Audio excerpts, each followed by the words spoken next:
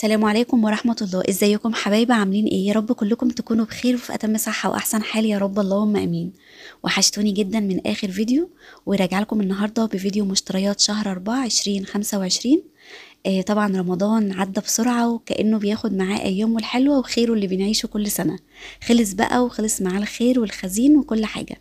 المهم كده كان ناقصني شوية مشتريات علشان ما كنتش جبت حاجة من آخر مرة جبت معاكم مشتريات رمضان. فجبت شهر بقى مشتريات شهر 4 وقلت لازم أشاركها معاكم علشان كمان تستفيدوا من الأسعار والأفكار طبعا الموفرة اللي بنقدمها مع بعض كالعادة، وكمان تاخدوا فكرة عن الأسعار قبل ما تنزلوا تشتروا. ربنا يا رب يملي بيتي وبيتكم بالخير والبركة ويوسع أرزاقنا جميعا يا رب، اللهم أمين. طيب قبل ما نبدأ منساش نصلي على النبي صلى الله عليه وسلم، وندعي لأهل غزة والموتانا بالرحمة والمغفرة. اللهم ارحم أمي وجميع موتانا والعالم كله يكون بخير يا رب العالمين. تعالوا بقى مع بعض أوريكم جبت إيه بالأسعار وكل التفاصيل. طيب هبدأ معاكم الأول كده بخزين البيت، وده طبعا يعتبر أهم حاجة بالنسبة لأي بيت. أول حاجة جبت شكارة رز كده 10 كيلو. جبتها معاكم قبل كده كذا مرة وجربتها وما شاء الله جميلة جدا. الشكارة دي 10 كيلو ب290 جنيه. وطبعا الرز يعني بقاله فترة خصوصا من رمضان، وبدأ بعد رمضان سعره يزيد عن الفترة اللي فاتت بكتير. بس عاوزة أقولك إن الرز السايب أو الشكاير اللي زي كده سعره أرخص وأوفر بكتير من رز الشركات اللي بيكون العبوة فيها كيلو. الكيس فيه بيكون سعره من أول 35 لحد 37 جنيه. دول كده 10 كيلو ب290 جنيه، يعني الكيلو تقريبا ب29 جنيه. رز جميل ونضيف ومجرباه قبل كده كتير. أهم حاجة تجيبي من عطار تكون يعني حاجته كويسة وكمان صلاحيتها جديدة. الرز طبعا في البيت من الحاجات الموفرة، خصوصا بقى لو عندك كمية يعني هتعرفي بقى تتحكمي وانت بتستخدمي، غير طبعا ما يعني ما هتطبخي كيلو بكيلو. طيب نيجي بقى لأكتر حاجة بحب أوفر فيها وهي المكرونة السايبة. دي أكتر بند بالنسبة لي أنا بوفر فيه. أول حاجة جبت كيلو مكرونة كده أقلام ب24 جنيه، وجبت كمان كيلو مكرونة خواتم. طبعا دي بقى تحمير أو مكرونة صلصة، أكتر نوع بصراحة كلنا بنحبه في البيت. ودايما بقولك هاتي المكرونة السايبة اللي لونها بيكون ذهبي غامق. دي اللهم بارك بتكون جميلة، وفي التسوية بصراحة ما تفرقش خالص عن الأكياس الجاهزة. جبت كمان كيلو ونص مكرونة اسباجيتي. الكيس من ده كيلو الا ربع، ما شاء الله الكيس الواحد بيعمل معايا كمية حلوة كده. وبطبخ يعني الكيسين على أكلتين، لأن هي بصراحة بتفرط كتير عن المكرونة أي نوع تاني. وكل أنواع المكرونة النهاردة الكيلو فيها عامل 24 جنيه. دي كمان شعرية جبت برضو كيلو. يعني ما كترتش بصراحة الشهر ده علشان احنا داخلين بقى على الصيف وكده، فبحب اجيب كده كيلوات من كل حاجة عكس الشتا خالص. طبعا كنت بشتري معاكم بال2 كيلو اكتر كمان. جبت كمان كيلو لسان عصفور. عايزه اقول لكم تحفه جدا جدا في السيب. انا كنت بخاف منه لحد بصراحه ما جربته من فتره بعيده جدا. لا بصراحه حلو جدا وبينفع بقى لو ما فيش رز بسمتي، يعني بعمله نفس معامله الرز البسمتي وبيبقى حلو جدا. ده غير بقى الشربات طبعا والطواجن والحاجات اللي يعني بندخله فيها كتير. برضو سعره 24 جنيه. ده نص كيلو برضو رز بسمتي. الحباية اللي هي الطويلة، الرز اللي هو الهندي. ده أحسن نوع أنا جربته، وبرضو بشتريه سايب كده دايما من عند نفس العطار.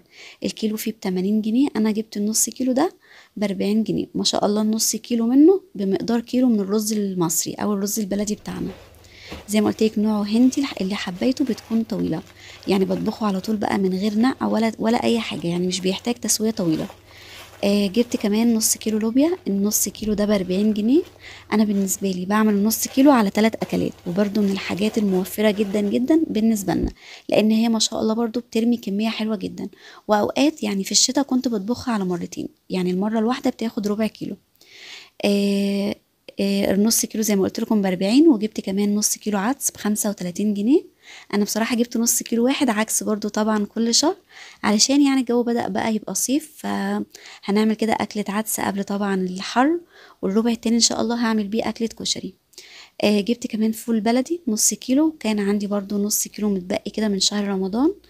الكيلو فيه ب55 جنيه. بصوا وانا بحب اكتر بصراحة من الفول لانه بينفع في كل حاجة. بينفع بقى في الفطار والعشاء وكمان الغدا، خصوصا بقى في الصيف، يعني مع الاكلات الشعبيه طبعا، والجو بقى بدأ يحرر ورجعنا بقى للاكلات الشعبيه والاكلات الاقتصاديه. فانا كده يعني ان شاء الله كده هسلقه معاكم وهوريكم طريقتي فيه، حلوه جدا. بعبيه في اكياس وبسحب منه بقى في ممكن في يوم يعني عايزه اعمل غدا اقتصادي، بطلع كيس كده جنب طبق بطاطس واي حاجه، ما شاء الله موفر وبينفع كتير. جبت كمان نص كيلو فول مدشوش اللي هو بتاع الطعمية. بزود منه طبعا كمية الفول، وكمان بعمل منه بقى طبق بصارة لو طبعا ما عملتش طعمية. النص كيلو ب20 جنيه. وده نص كيلو ترمس كنت شارياه للعيد وللأسف ما عملتوش، يعني حصل لي كده شوية تعب في آخر الشهر، وفي حاجات كتير أجلتها لبعد العيد. فده ترمس حلو، النص كيلو فيه ب20 جنيه. جبت كمان نص كيلو عدس اللي هو العدس البني بجبة، النص كيلو ب20 جنيه، يعني الكيلو فيه ب40 جنيه. وبرضو بعمله على مرتين. وأكلة الكشري طبعا الواحدة ممكن تقضيني كمان يومين، لأن ما شاء الله انتوا عارفين ان الكمية من حلة الكشري بتفرط كتير. وده نص كيلو ملوخية ناشفة، جربتها قبل كده برضو من نفس العطار وعجبتني قوي. نص كيلو ب40 جنيه، الكيلو فيها عامل 80 جنيه، بس ما شاء الله برضو من الحاجات الموفرة جدا واللي بتنفع جدا في البيت. طيب جبت كمان نص كيلو غلة اللي هي غلة البليلة. كنت بشتري طبعا كيلو في الشتاء، وممكن كمان كنت بشتري معاكم اكتر علشان بناكلها كتير عن الصيف. بس ده طبعا ما يمنعش انها حلوة وبتنفع طول السنة، والولاد عامة كلهم بيحبوها، خصوصا بقى لو عاوزين نغير في يوم في الفطار، فبطبق يعني طبق كده بشوية لبن بتبقى حلوة قوي. النص كيلو ب12 جنيه ونص، يعني الكيلو فيها ب24 جنيه. طبعا سعرها حلو جدا وموفرة، ده غير ان هي مغذية يعني، وبتدي قيمة غذائية عالية جدا، خصوصا لو في أطفال بيحبوها. جبت كمان نص كيلو دقيق سميد، بحب كده يعني اشتريه كل شهر. لو مفيش بقى فاكهة في يوم او حاجة حلوة، طبعا بعمل لهم صينية بسبوسة او اي حلويات. بتقضي الغرض، بتبقى جميلة جدا. نص كيلو كده يعني ب12 جنيه. بيعمل صينية كده حلوة تقعد معانا يومين، وفي اليومين دول بقى مش بدخل اي فواكه ولا اي حاجة. جبت كمان ب10 جنيه كده خلطة كريسبي. بتنفع بقى بصراحة للبانيه بقى والناجتس، وطبعا حاجات تانية كتير. وبرضو ما كترتش، يعني انا جبت ب10 جنيه بس. وجبت كمان نص كيلو كده برغل ب20 جنيه، بزود بيه كمية اللحمة، ما شاء الله بيرمي كمية حلوة جدا جدا لما بعمل كفتة. يعني ممكن النص كيلو ده احطه على نص كيلو لحمة او كيلو الا ربع لحمة، ما شاء الله تتحول معايا ل2 كيلو او كيلو ونص. بجد حلو جدا، ومن الحاجات الاقتصادية الموفرة قوي. جبت كمان ب10 جنيه ردة، عاوزة اجرب كده اشوي سمك في الجريل ان شاء الله، فقلت كده اجيب شوية صغيرين ب10 جنيه، محبتش يعني اكتر اكتر من كده.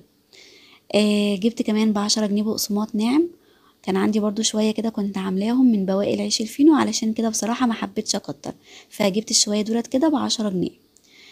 طيب جبنا بقى شعرية ومكرونة ورز، يبقى لازم كده معاهم دقيق طبعا، علشان لو عملنا يومين مكرونة يومين رز، اليومين التلاتة التانيين بقى مرة عيش، والمرتين التانيين بقى بيتزا اي معجنات.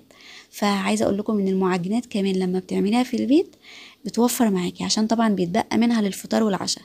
فبجد يعني الدقيق ده من الحاجات اللي ما شاء الله خير ومنتهى التوفير، فبجد يعني ما تستغنوش عنه خالص. انا جبت كده 2 كيلو دقيق الضحى، الكيلو فيه عامل 27 جنيه. ده دقيق جميع الأغراض، بصراحة ممتاز جدا جدا. ومتبقي عندي كده 2 كيلو برضو من دقيق بشاير اللي هو السايب، شاركته معاكم قبل كده طبعا، وما شاء الله حلو جدا.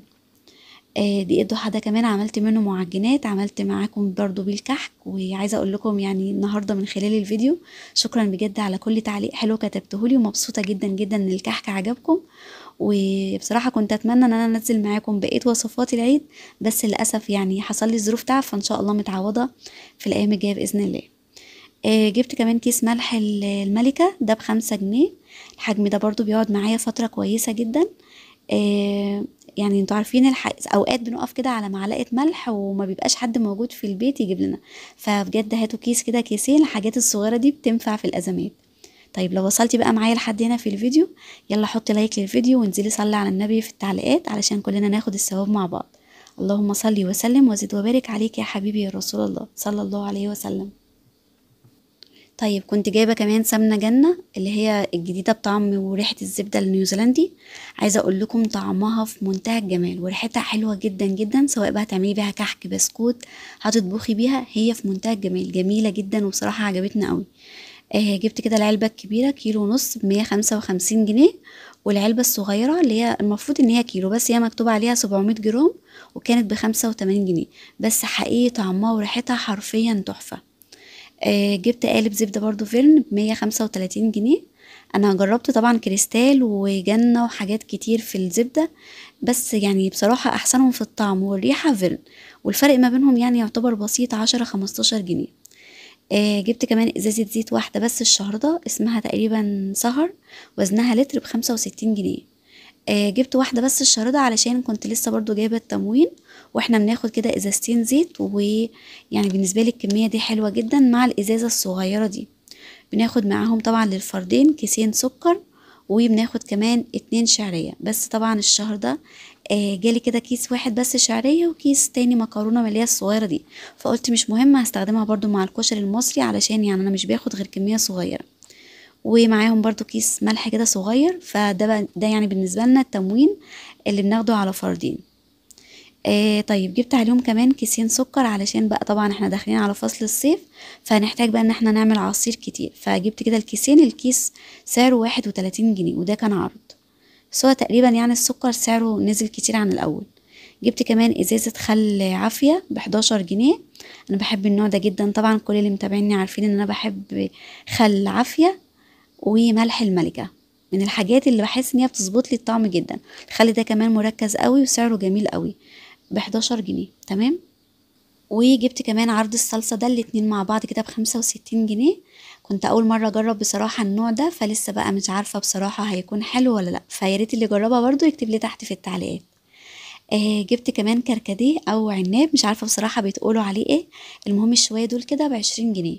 طبعا من العصاير الحلوه جدا جدا في فصل الصيف، خصوصا بقى لما تعمليه وتسقعيه كده يعني جوه التلاجة بيكون طعمه حلو قوي، كمان موفر يعني. جبت كمان صوبيا من نفس العطار. كنت جايباها في رمضان وعجبت ولادي جدا فطلبوها مني تاني، فجبت شويه دول كده ب30 جنيه مع شويه لبن كده وسكر، وتسقعيها برضو كده جوه التلاجة بتبقى حلوه جدا جدا. جبت كمان برضو برطمان النسكافيه ده اسمه مصر كافيه. جربته قبل كده وعجبني طبعا كتير. العبوة دي كده ب50 جنيه، بس ما شاء الله يعني فيها كمية كويسة وبتقعد فترة كويسة قوي. وده بني كده بشتري الشوية دول ب50 جنيه. بشتري البني سايب من العطار، بصراحة بيعجبني جدا، بيبقى لسه بقى طحنه كده طازة، وبيبقى ريحته يعني بصراحة بتبقى قلبة الدنيا. طيب متبقى عندي بقى من رمضان لفة قمر الدين. دي ان شاء الله هعمل معاكم منها كده وصفة حلوة قوي بإذن الله للصيف، عشان عارفة ان كلنا طبعا بنخرج من شهر رمضان، يعني بيكون متبقي عندنا طبعا لسه شوية قمر الدين على زبيب على جوزة الهند على جوزة الهند على الحاجات اللي كلها خير دي. فان شاء الله كده هعمل معاكم برضو شوية وصفات حلوة، وكمان نعمل مع بعض بقى الرز بلبن بطريقة حلوة جدا، ونزين بقى بجوزة الهند والزبيب والحاجات القمر بتاعة رمضان. وكمان كنت جايبه التمر ده ان شاء الله برضو ما فتحتوش، فهعمله معاكم عجوه طريقه حلوه جدا جدا. نعمل بيها كده شويه قرص للمدارس باذن الله. وجبت كمان كده علبتين جيلي مشمش، عندي الولاد بيحبوا الطعم ده قوي، والاتنين مع بعض كده ب25 جنيه، يعني العلبة الواحدة ب12 ونص. طبعا اي طعم بقى مشمش فراولة اناناس اي طعم، الحاجات دي طبعا حلوة قوي في البيت، خصوصا بقى ان احنا خلاص يعني بعد العيد رجعنا بقى المدارس تاني، والولاد طبعا بيحبوا اي حاجة حلوة كده جنب المذاكرة. طيب اخر حاجة بقى جبت شوية كده توابل بسيطة خالص. محبتش بصراحة اكتر منها قوي، علشان يعني الحاجات طبعا في الصيف غير في الشتاء خالص، والجو طبعا انتوا عارفين يعني لسه مش مستقر، بدأ يحرر عن الأول طبعا حاجة بسيطة. فجبت كده ب15 جنيه بابريكا مدخنة، وجبت كمان شوية التانيين دول، دي بابريكا عادية جبت ب10 جنيه. جبت كمان ب10 جنيه كده بهارات لحمة، وجبت كمان كركم وكاري برضو ب10 جنيه، وجبت ب20 جنيه كده حبهان، وجبت كمان كزبرة وكمون برضو ب20 من كل حاجة، وجبت بهارات رز بسمتي وبودرة زعفران، واللون الاصفر اللي هو ده، دي ازازه بتدي يعني فيها لون اصفر كده جميل، بتخلي الرز لونه حلو قوي، كمان بتديله ريحه جميله جدا. ودي الكميات البسيطه اللي انا جبتها بصراحه، يعني في الصيف مش بحب اكتر قوي من التوابل، يعني كفايه رشه بسيطه كده على الاكل، عشان كمان طعم التوابل لما بيكون كتير بيضيع طبعا طعم الاكل الاصلي. جبت برضو كاتشب اللي هو السبايسي علشان عندي البارد في البيت ب40 جنيه، ورجعنا بقى للاكلات الاقتصاديه والخفيفه يعني هينفع بقى معاهم. انا عندي الولاد بيحبوا الكاتشب جدا على الاكلات. فكده هكون جبت كل الاساسيات اللي طبعا اي بيت بيكون محتاجها. طالعين بقى من شهر رمضان ومصاريف العيد، فالشهر ده بصراحه ما فيهوش اي رفاهيات ولا في اي فرصه بصراحه ان احنا نشتري رفاهيات. دي كلها حاجات كده يعني تستر البيت وتمشي الشهر كله باذن الله. طيب تعالوا بقى اوريكم اخر حاجه وهي المنظفات. انا جبت كده عبوه باهي اللي هي الاوتوماتيك 2 كيلو ونص ب145 جنيه. سألتوني قبل كده طبعا بشتري المنظفات بتاعتي منين وفريدة بقى والحاجات الحلوة اللي شاركتها معاكم. انا بشتري من مكتبة ماجور، او يعني قلت لكم كتير اسعارها تحفة جدا جدا وعنده كل حاجة ممكن تتخيليها، ودايما ما شاء الله عامل عروض وتخفيضات جميلة قوي. طيب جبت كمان ازازة كلوريل الوان ب30 جنيه، حلوة جدا مع الملابس الملونة، تخلي كمان الوان الغسيل كده ثابتة، وكمان طبعا لو في بقع ولا حاجة بتطلع بكل سهولة. عايزة اقول لكم ان هي سعرها في اكتر الاماكن او المحلات ب35 جنيه، هي عند ماجور ب30 جنيه. جبت كمان ازازة معطر فريدة اللي هو شيكادي. عايزة اقول لكم النوع ده او الريحة دي من العطور بتاعة فريدة من اجمل الروائح اللي موجودة بجد، فيها خطيرة بشكل مش ممكن. حلوة جدا وثابتة، لو رشيتي كده على المفروشات او على الستاير، لو عندك طبعا شجر او ورد في البيت، لا ريحته ثابتة وجميلة جدا وبتقعد كام يوم الريحة لسه موجودة. جبت كمان هي ب50 جنيه الشيكادي، وجبت كمان علبة بخور ب35 جنيه اسمها نسيم من الجنات، فيها كمية حلوة قوي برضو. انا بحب استخدم بصراحة بخور ارابيسك ولكن للأسف ما كانش موجود، فالنوع ده برضو جربته قبل كده وعجبني قوي. جبت كمان صابون ريفولي 4 كده مع بعض ب50 جنيه، من أحسن أنواع الصابون بصراحة اللي أنا جربتها، حبيت ريحته جدا جدا وما شاء الله ريحته ثابتة والصابونة فيه كده كبيرة وكمان بتقعد مدة حلوة قوي. الأربعة مع بعض ب50 جنيه. ده شكله طبعا عشان لو حابين تاخدوه سكرين بجد حلو قوي، لو لقيتوه هاتوه من غير تفكير، يعني ما تترددوش خالص، ريحته ثابته وجميله قوي كانك حاطه برفيوم او معطر في ايدك، جميل قوي. وده كمان سبلاش ريحته ثابته جدا وسعره قمر قوي، كان ب50 جنيه. الحاجات الجميله دي كلها من عند مكتبه ماجور. ده بصراحه من اكتر الحاجات برضو اللي بحب اعطر بيها، يعني كسوه المخدات وارش كده جوه الدواليب، يعني ده بجيبه مش للاستخدام الشخصي، وهو برضو ينفع استخدام شخصي، ولكن انا بصراحه بجيبه للحاجات دي.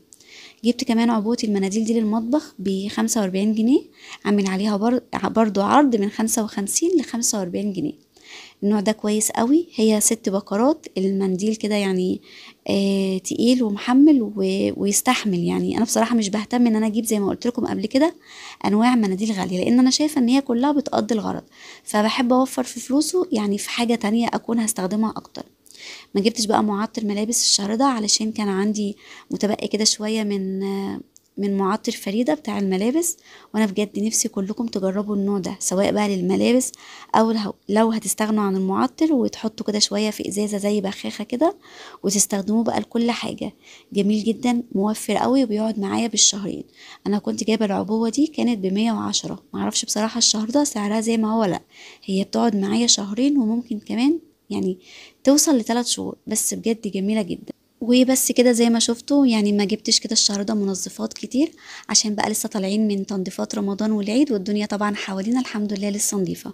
كده اكون شاركت معاكم كل مشتريات الشهر الاساسيه لكل بيت، وطبعا اكيد كل حد هيشتري المناسب ليه والميزانيه بيته. بتمنى يا رب يكون الفيديو عجبكم واستفدتوا منه. امانه عليكي لو عجبك ما تنسيش تحطي لايك للفيديو، كمان تشتركي في القناه علشان توصلي كل فيديوهاتي وتشوفيني على طول. اسيبكم في حفظ الله، مع السلامه.